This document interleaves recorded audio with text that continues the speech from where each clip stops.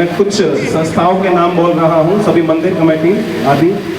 इसके बाद बड़ो दिगंबर जैन समाज समिति के अध्यक्ष श्री प्रवीण जैन जी, मंत्री श्री मनोज जैन जी, उनसे भी निवेदन आए और गुरुवार के चरणों में श्रीफल भेंट का आशीर्वाद ग्रहण करें। श्री अजितनाथ मंदिर कमेटी के अध्यक्ष श्री सुभाष चंद्र जी आदि पूरी कमेटी के साथ आए और गुरुवार के चरणों में श्रीफल भेंट करें। श्री महावीर रख कर सोते हैं, याद में तेरी अपने दोनों नयन भिगोते हैं। कभी तो तस्वीर से निकलोगे, कभी तो गुरुदेव पिघलोगे। कभी तो तस्वीर से निकलोगे, कभी तो गुरुदेव पिघलोगे। जलती रहे तेरी जोत प्रभु जी, जलती रहे, जलती रहे, जलती रहे, जलती रहे, जलती रहे, जलती। सराफ पूर्व मंत्री बड़ो दिगंबर जैन समाज समिति, उनसे निवेदन, आइए गुरुवार के चरणों में श्रीफल भेंट कर आशीर्वाद ग्रहण करें और पार्श्वनाथ दिगंबर जैन मंदिर कमेटी उनका बहुत बहुत सम्मान करती है, बहुमान करती है। और आज के कार्यक्रम के स्वागताध्यक्ष श्री मुकेश कुमार जी जैन, पूर्व सभासद गणासे वाले कमेटी, उनका भी बहुत बहुत सम्मान करती है, अभिवादन करती है। और आज के ध्वजारोहण करता श्री राजेश जैन जी, अमित जैन जी, विक्की बिनोली वाले, उनसे भी निवेदन, आइए पूज्य गुरुदेव के चरणों में श्रीफल भेंट कीजिएगा और पूरी कमेटी उनका भी बहुत बहुत सम्मान करती है। उनसे भी निवेदन, आइए गुरुवार के चरणों में श्रीफल भेंट कीजिएगा। एक बार जोरदार तालियों के साथ स्वागत सम्मान अनुमोदना कीजिएगा। और आज के रथ के उद्घाटन करता श्री यश जैन, प्रासिद जैन, सुपुत्र श्री व्यवस्था के लिए 251 रुपए का कूपन मंदिर जी से प्राप्त कर ले। उस कूपन के माध्यम से उन्हें केवल विधान में बैठने का ही मौका नहीं मिलेगा, अगर महिला है तो उनके लिए साड़ी की व्यवस्था है, अगर पुरुष है तो उनके लिए भी धोती दुपट्टे की व्यवस्था है। 250 रुपए मतलब एक आदमी के लिए। इसी कार्यक्रम में अगर आगे बढ़े थोड़ा सा, कल का कार्यक्रम ये रहेगा और शाम को गुरु भक्ति वहीं पे होगी और शाम को कल महावीर स्वामी भगवान के इस जन कल्याणक महोत्सव को मनाने के लिए श्री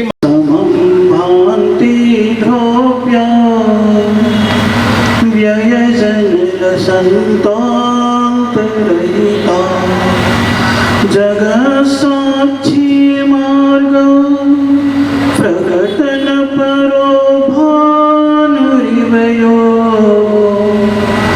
महावीर स्वामी नयन पथगामी। महावीर स्वामी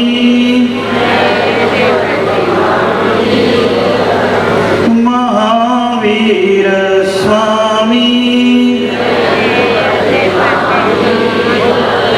नमः श्री वर्धमानाय निर्धूतकलिलात्मने सालोकानां त्रिलोकानां यद्विद्या दर्पणायते। मंगलम भगवान वीरो मंगलम गौतमगणी मंगलम पुष्पदंताद्यो जैन धर्मोस्तु मंगलम। बोले परम पिता परमेश्वर प्रथम तीर्थंकर आदिनाथ भगवान की, अंतिम तीर्थंकर विश्व प्रभु भगवान महावीर स्वामी की, 1008 श्री पार्श्वनाथ भगवान की, परम पूज्य आचार्य गुरुवर मुनि श्री 108 पुष्प दंत सागर जी महाराज की।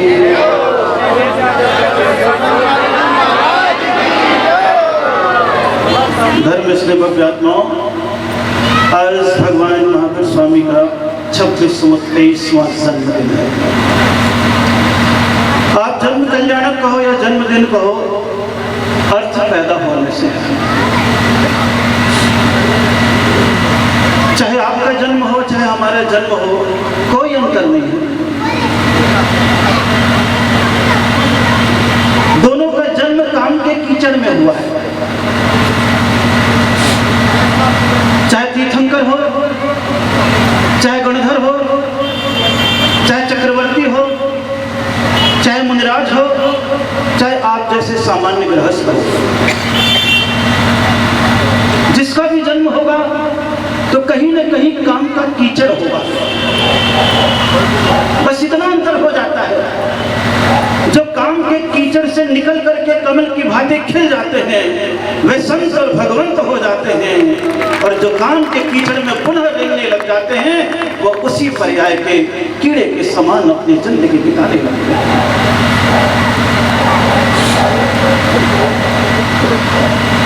इसीलिए महापुरुष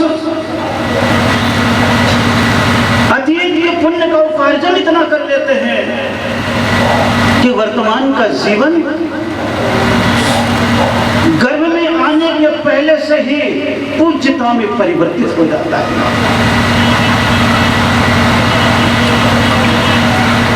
आपका और हमारा जन्म हुआ तो हम गर्भ से पूजित नहीं है, न जन्म से ही पूजित है। थोड़ी योग्यता बढ़ा लेंगे तो सम्मानीय हो जाएंगे, परिवार के बड़े सदस्य हो जाएंगे तो आदरणीय हो जाएंगे। लेकिन जब पंच परमेष्ठी के पद पर विराजमान हो जाएंगे तो आप भी पूजनीय हो जाएंगे, इसमें कोई अंतर वाली बात नहीं है। सम्मानीय होने के लिए कुछ योग्यता बढ़ानी पड़ती है, आदरणीय होने के लिए थोड़ा परिवार बढ़ाना पड़ता है, लेकिन पूजनीय होने के लिए अपने जीवन में वैराग्य और संन्यास को जन्म देना पड़ता है। आप भगवान महावीर स्वामी की जन्म जयंती मना रहे हैं, वो पूजनीयता की जयंती है। जैन दर्शन में राग को अर्घ नहीं चढ़ाया जाता है, लेकिन तीर्थंकर एक ऐसी आत्मा है कि उनका गर्भ कल्याणक की भी पूजा हो जाती है और जन्म कल्याणक की भी पूजा हो जाती है। दोनों संसार में है, कहीं पर भी कोई वैरागी नहीं है। वैराग्य तो अंतरंग की संपदा है, लेकिन तीर्थंकर बनने के लिए उस संपदा को अतीत के अनेक भवों का पुरुषार्थ करना पड़ता है।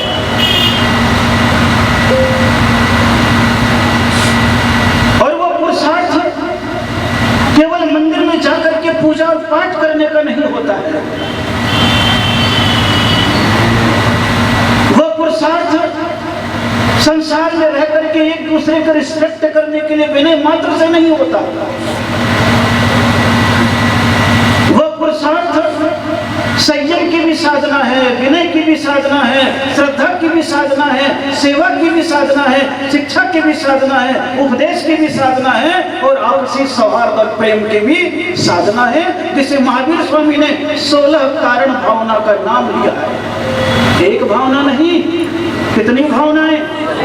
16 कारण भावनाएं कही गई, जिसमें इंसान अपने भीतर के दर्शन की शुद्धि भी करता है, तो आपस में एक दूसरे की विनय भी करने लग जाता है, शील व्रतों को भी स्वीकार करता है, तो सेवा वैया वृत्ति को भी स्वीकार करता है, श्रुताभ्यास के रूप में ज्ञानाभ्यास को भी स्वीकार करता है, तो आचार्य उपाध्याय साधु और प्रवचन की भक्ति करना भी प्रारंभ कर देता है। जहाँ इंसान के भीतर कोई क्रम छूटता है तो महावीर कहते हैं भगवत्ता की ओर तो बढ़ सकते हो, लेकिन तीर्थंकरत्व की ओर नहीं बढ़ सकते हो। इसलिए आप तीर्थंकरत्व की ओर बढ़े ना बढ़े, लेकिन भगवत्ता की ओर बढ़ने के लिए एक कदम जरूर बढ़ा दें, क्योंकि आपके अतीत के पुण्य ने जैन कुल दे दिया है। यानी अहिंसा परमो धर्म का 50% अधिकार तो आपको जैन कुल में पैदा होने के कारण से ही प्राप्त हो चुका है। आप कहोगे कैसे? क्योंकि जैन कुल में पैदा होने मात्र से ही 10 जीवों की हिंसा तो आपकी यूं ही बंद हो जाती है। आप सोच करके बैठो, किसी कसाई के घर में पैदा हो जाते या किसी ऐसे इंसान के घर में पैदा हो जाते जहां पैदा होने के साल भर भी 2 साल में नहीं बीतता, तो वहीं जानवरों को काटना पड़ता, वहीं रक्त और मांस के बीच में खा पी करके अपने जीवन को गुजारना पड़ जाता।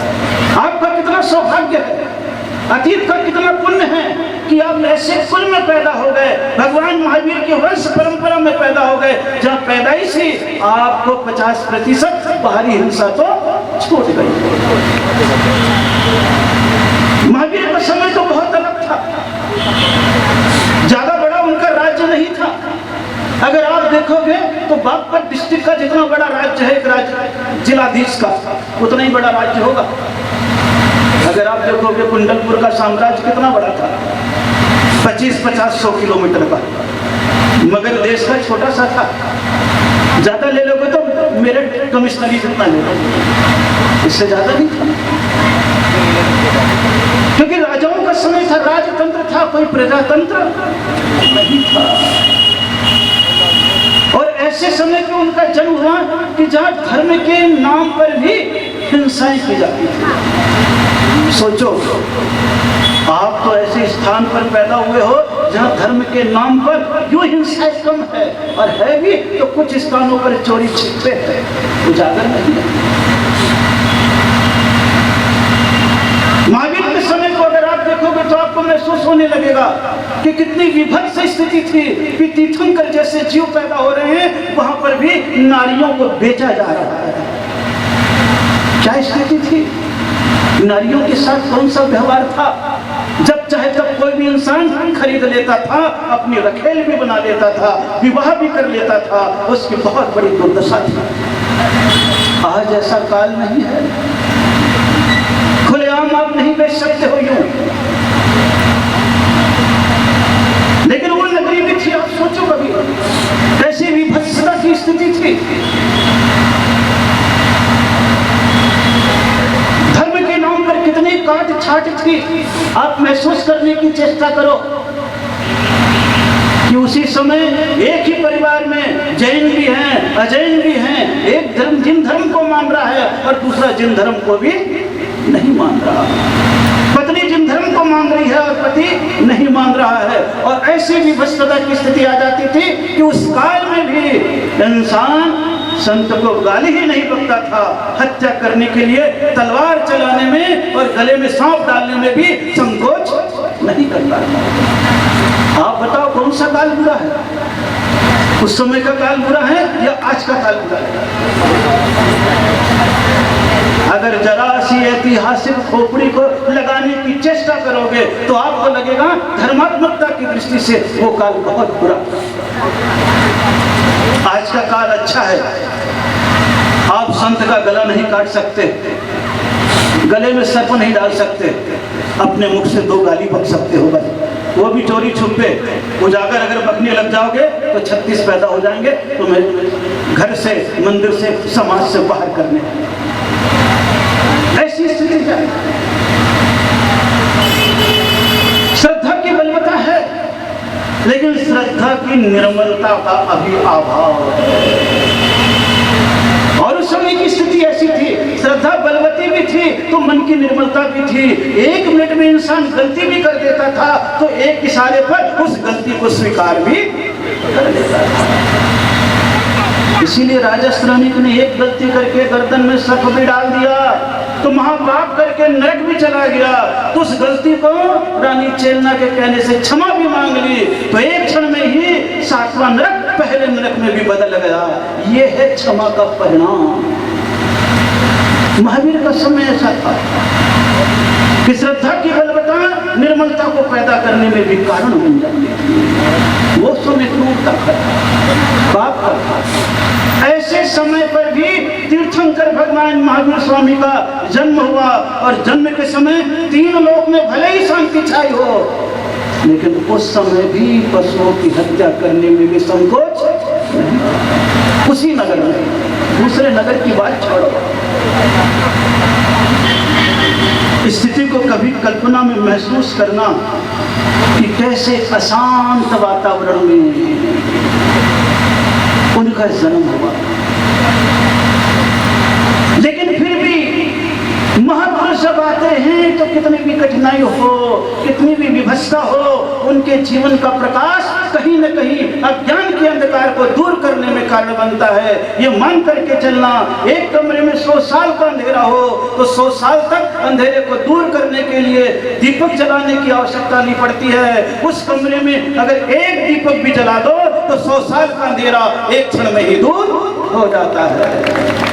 तीर्थंकर महावीर स्वामी कैसे पैदा हुए? उस दीपक की भांति पैदा हुए जो पारसनाथ के बाद 100 साल 200 साल के बीच में अंधेरा छा गया था और महावीर के पैदा होते ही वो अंधेरा, वो हिंसा एक क्षण के लिए शांत होने लग गई। लोगों के मन में दया और करुणा की भावनाएं पैदा होने लग गई। ये दया और करुणा की भावनाएं थी।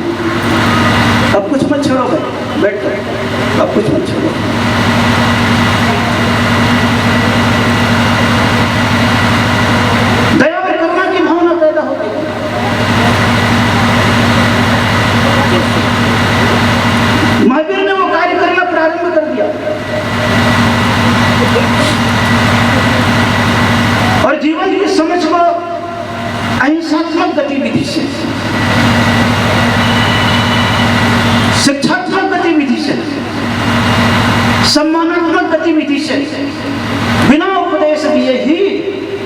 के मन में भरना प्रारंभ कर दिया।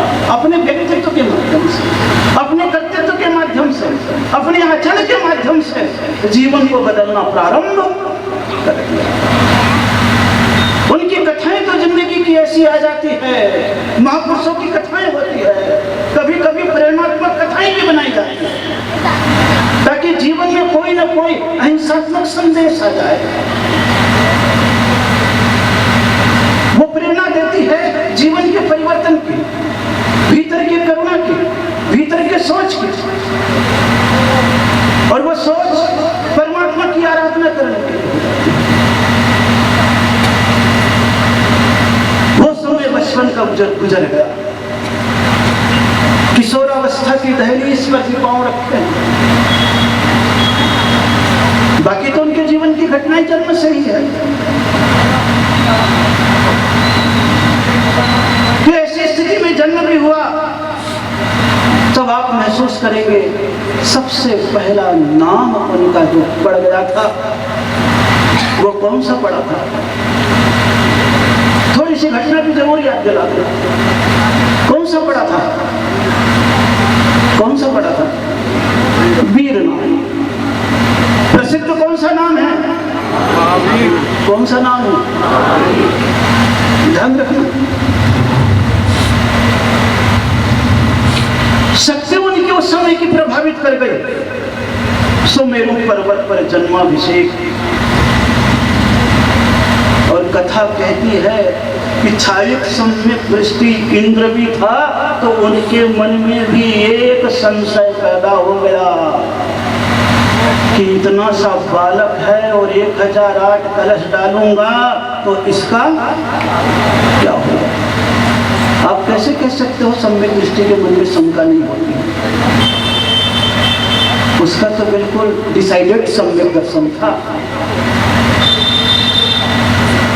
भगवान के यक्ष और यक्षिणी का तो डिसाइडेड सम्यक दर्शन है, आपका कोई पता नहीं, कोई पता नहीं आपका।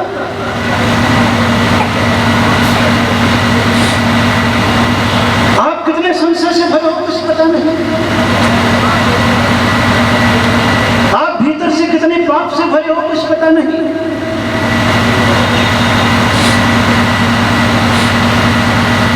देवशास्त्र गुरु के प्रति आपकी आस्था है या उनके माध्यम से सम्मान लेने का भाव है, ये अभी तक पता नहीं।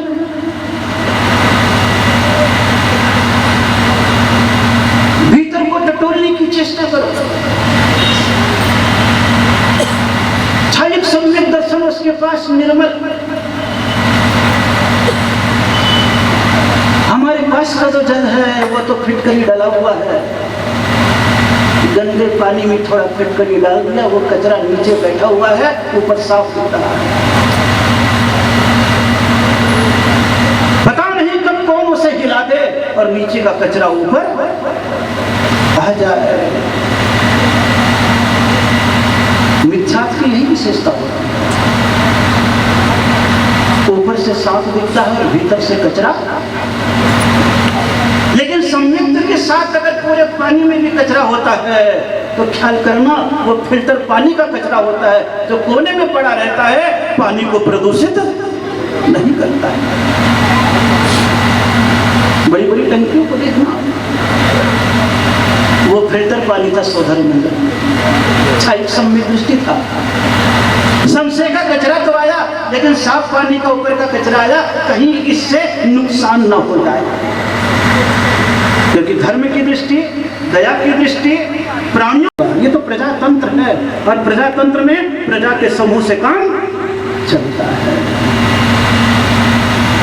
इसलिए प्रजा का एकत्रीकरण होना भी आवश्यक हो जाता है। भगवान महावीर स्वामी, मैं तो जयंती के माध्यम से आया, लॉर्ड महावीरा। एक दिन के बाद पता पड़ा यहाँ पर जुलूस निकलता है। चलो चलता हूँ, विधान परमात्मा का कल कर लेना। कल भगवान महावीर स्वामी की आराधना होगी और मैं भी चाहता हूं कि आप आराधना में कितने लोग सम्मिलित होते हैं। आराधना महावीर स्वामी की होगी, किसी और की नहीं होगी। अपने भीतर मित्रता को जन्म दो, श्रद्धा को जन्म दे। वो निकांत को स्वीकार किया। महावीर स्वामी उस समय बालक थे, तो ऊपर और नीचे को दोनों है, 3 मंजिल ऊपर है तो 3, माँ बोल रही ऊपर है वो भी सच है, पिता बोल रहा है नीचे वो भी सच है, लेकिन कारण जानो। जहां कारण को जानने लग जाओगे तुम्हारा सारा निवारण अपने आप ही। और महावीर को पकड़ते हैं उस समय तो वर्तमान को, और खेलने के लिए निकल जाते हैं। तो संगम नाम का देव कहता है कौन ऐसा बलशाली है। महावीर की कथा को भी याद रखना। जिस दिन कथाओं को याद रखने लगोगे, पुराणों को पढ़ने लगोगे, उस दिन तुम्हारा अध्यात्म सत्य हो जाएगा। इसीलिए आदिनाथ भगवान की स्तुति जब कराई गई है तो आचार्य मंत्र ने कह दिया है, हे भगवान त्वत् संकथापि जगतां दुरितानि हन्ति। हे भगवान, जो आपकी कथा को सुनता है उसके अज्ञान का अंधकार अपने आप ही दूर होने लगता है।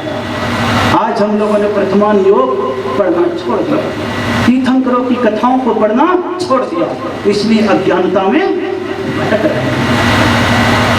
समझ हम लोग का उछला है, और छिछला समझ जो होता है वो समुद्र के पानी के समान होता है। पानी में अगर ऊपर ही ऊपर तैरोगे तो ख्याल करना मछली ही हाथ में आएगी, और उस नदी के भीतर, समुद्र के भीतर प्रवेश कर जाओगे तो तुम्हारे हाथ में मोती आ जाएगा, मछली नहीं आने वाला। अभी आपके हाथ में मछलियां आ रही है, मोती नहीं आ रहा। छिछले पानी में तैर रहे हो, ऊपर ही ऊपर तैर रहे हो। भीतर का अध्यात्म जब प्रकट होगा तब तुम्हारे भीतर जीवन में परिवर्तन होगा।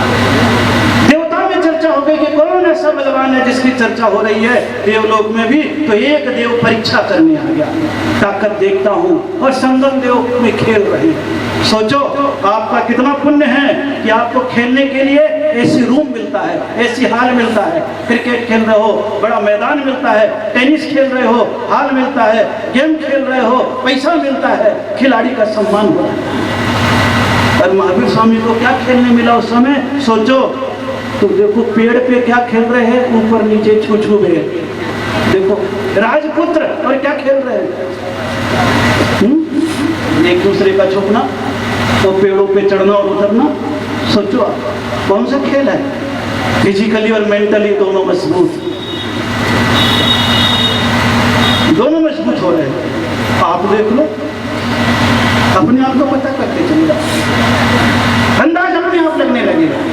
और वह खेल रहे संगम देव भी आ गया, तो विशाल नाग का रूप बना करके आ गया, परीक्षा करो। सारे तो भागने लगे, लेकिन महावीर उसी के ऊपर उतर गए, क्षण पे नागों पर मुष्टि प्रहार किया। अहो, मैं तो इसे बड़ा कमजोर समझ रहा था, लेकिन देवलोक में अगर इनकी चर्चा है तो कोई न कोई विशेषता होगी।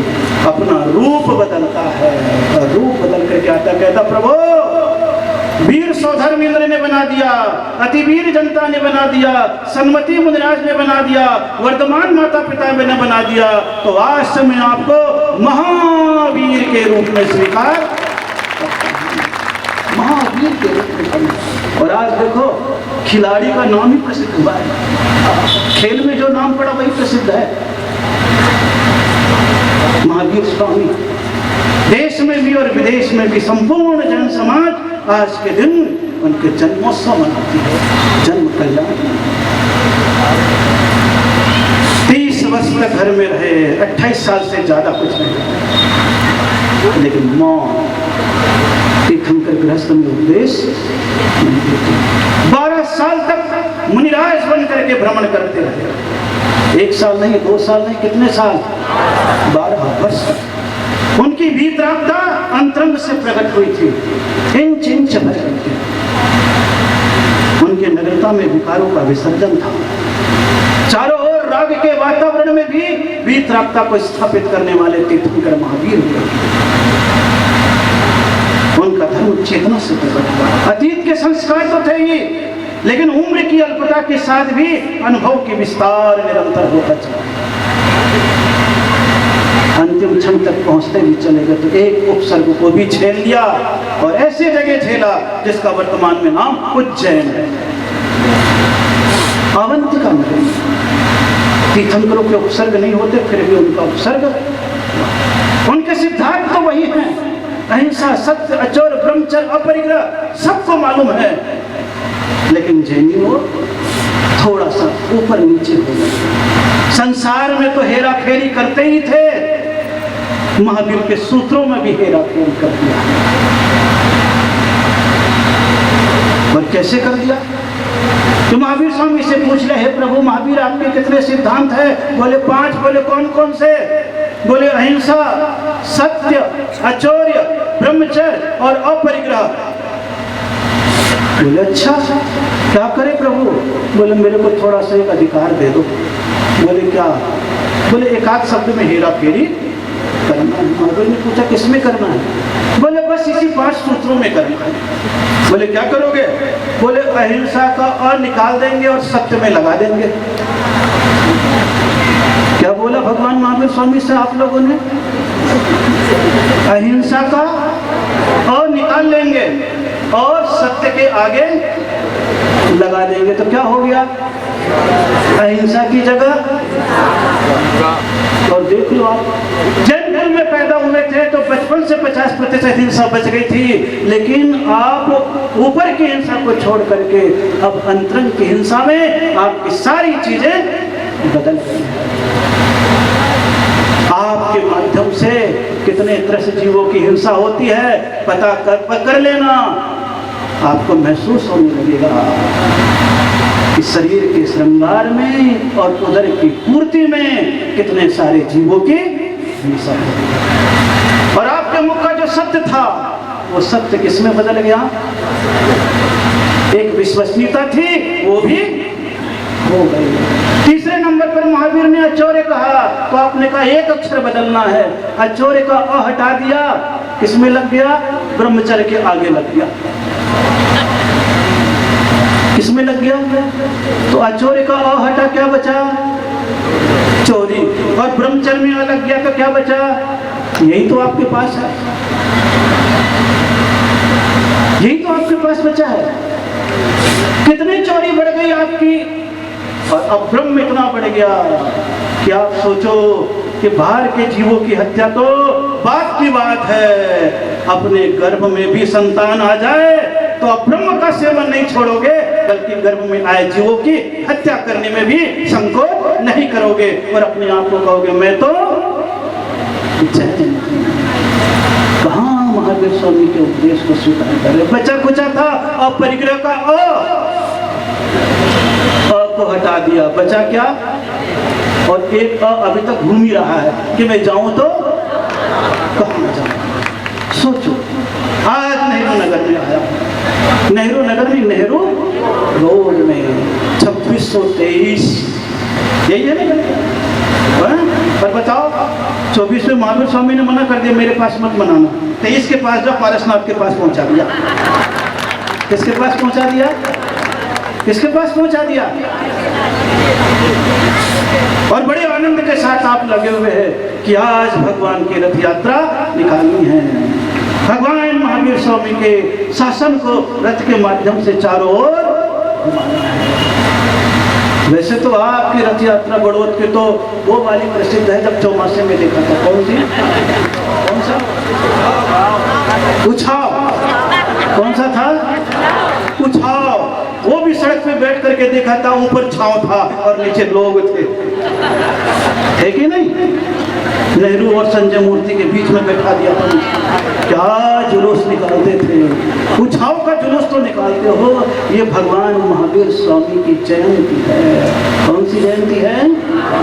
भगवान महावीर स्वामी की दिगंबरत्व की पताका जिस तीर्थंकर महावीर ने फहराई है, उसे हमें भी एक एक बार याद दिलाते चले जाना है। अब तो आगामी समय में और भी आगे बढ़ना पड़ेगा आपको कि तीर्थंकर आदिनाथ से लेकर महावीर स्वामी तक दोनों के जन्म में केवल 20 दिन का अंतर रहता है। 20 दिन पहले ऋषभनाथ जयंती मनाई होगी आपने, 19 दिन पहले, और ये महावीर जयंती। इतने सारे मंदिर अब यही कहते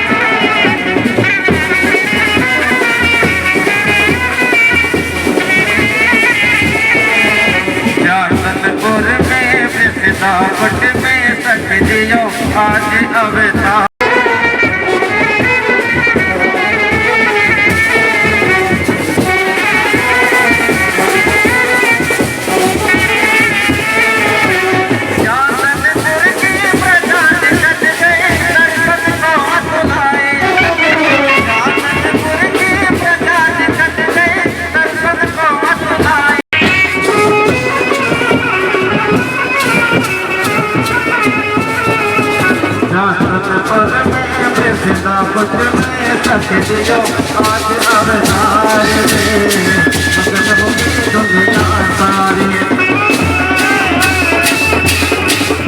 ना कुछ में सच दियो आज अवतार में मगन होगी दुनिया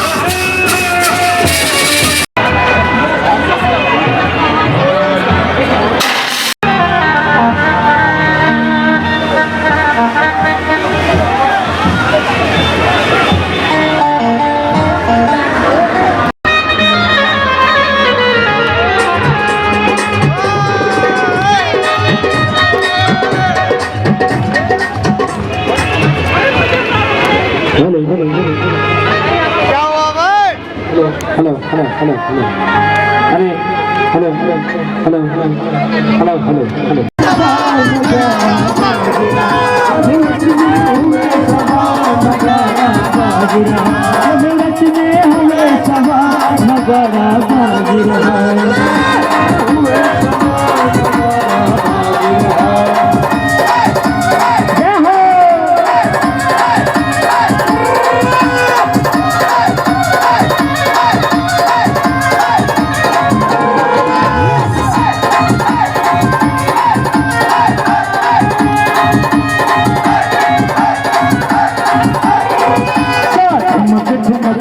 चलता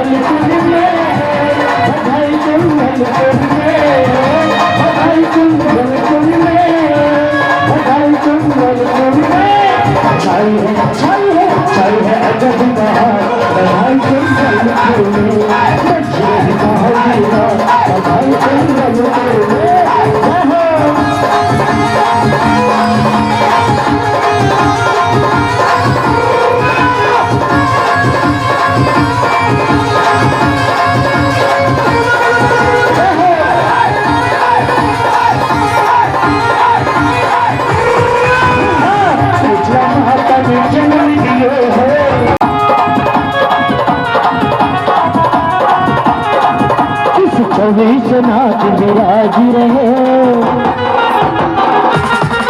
इस नाच विराज रहे ना सहगी से छाज रहे अद्भुत बाजे सब बाज रहे सब बोला जय जयकार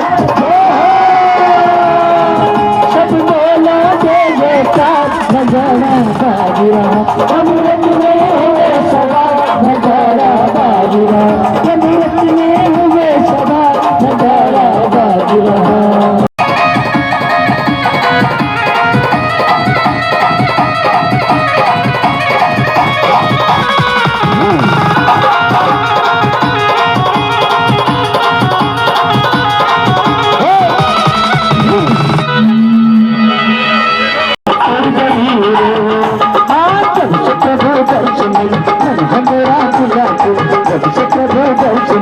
मेरा खिला मेरी तुमसे दूर बन गई रे मेरी तो पसंद कर गई रे मेरी तो पसंद कर गई रे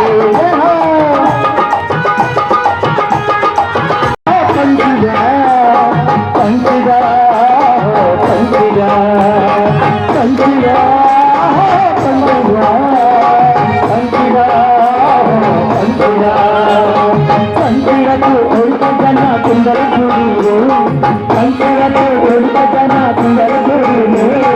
बड़े बाबा से कहना तेरे भक्तिया रे बड़े बाबा से कहना तेरे भक्तिया रे पंखिया पंखिया पंखिया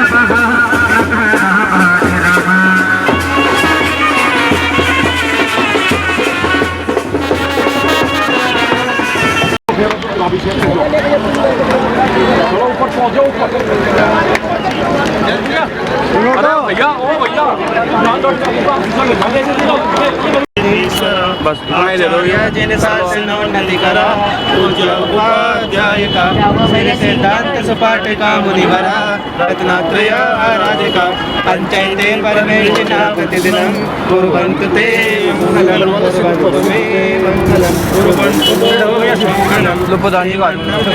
सुरेंद्र मुकुटं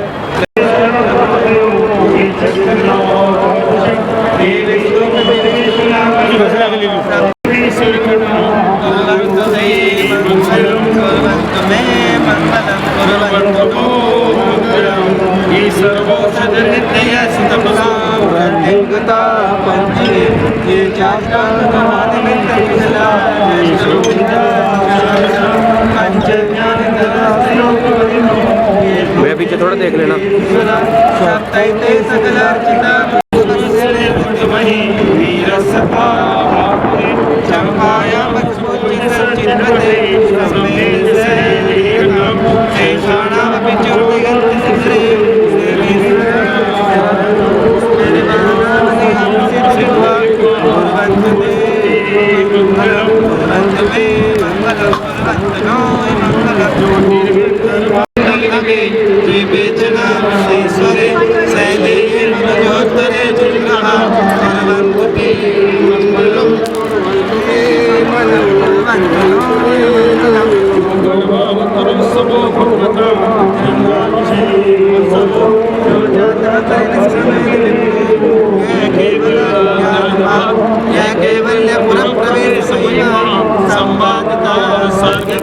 कल्याणानि जतानि सततं कुर्वन्तु ते मंगलं कुर्वन्तु मे मंगलं कुर्वन्तु नो मंगलं नित्यं श्री सर्वमंगलाष्टकमिदं सौभाग्य सम्पदं कल्याणे सुमहोत्सवेषु श्रियस् तीर्थं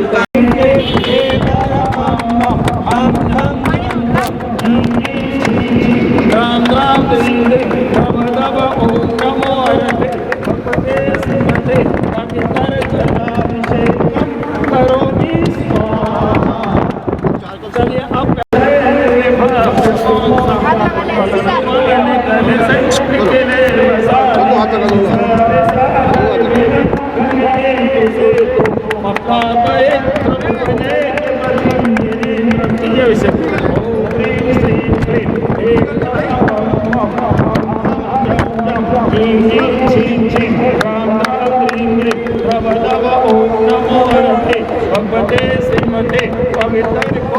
श्रोमणी आचार्य श्री विद्यासागर जी महाराज, आचार्य श्री बाहुबली सागर जी महाराज, आचार्य श्री सौरभ सागर जी महाराज, परम पूज्य आचार्य श्री विशुद्ध सागर जी महाराज, आचार्य श्री वसुनंदी आदि तीन कम सभी साधुओं के लिए एक साथ करके चढ़ गया। चलो साहब, अब श्री जी का परिमार्जन करो और श्री जी को उन्हें रथ के द्वारा मंदिर जी में ले चलेंगे।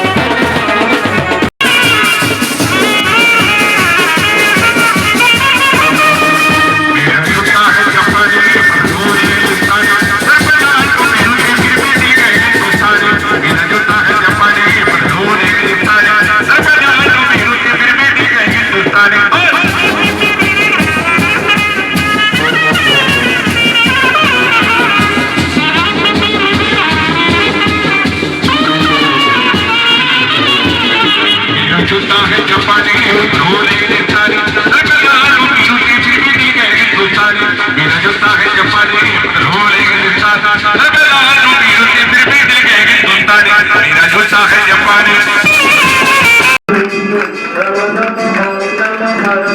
और पति श्रीमती कर ले। ओम ह्रीं श्रीमन्तं भगवन्तं पुरुषार्थं विश्वासमामि परञ्चतो विसर्जितगुरुदेवम् आचरणमाद्ये जम्मूद्वीपे मेरु दक्षिणभागे परिस्थिते आर्तके भारत निवासे पद्मश्री महावीर जन्म कल्याणावसरे तेनं जलाभिषेकं करोमि नमो रथे स्वाहा। उदकिंचन गणेतं तोले